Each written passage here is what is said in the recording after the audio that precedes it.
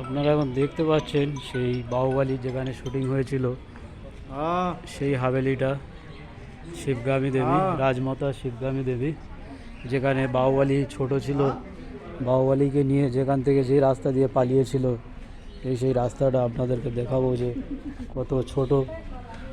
আমি এর ভিতর দিয়ে যাচ্ছি, তো আপনারা বুঝতে পারবেন যে কত ছোট। এখান থেকে শিবগামী দেবী যে বাহুবলীকে নিয়ে চলে গেছিলো, ঠিক আছে। তো আমি ওর ভিতর থেকে আসলাম, এই দেখুন এর ভিতরেও রাস্তা আছে, যেখান থেকে কাটাপ্পা গেট যেই দরজা দিয়ে বন্ধ করে দিয়েছিল পালানোর জন্য। আরও এপারে অনেকে আছে, তারপরে সেই মেন গেটটা ওখানে আছে।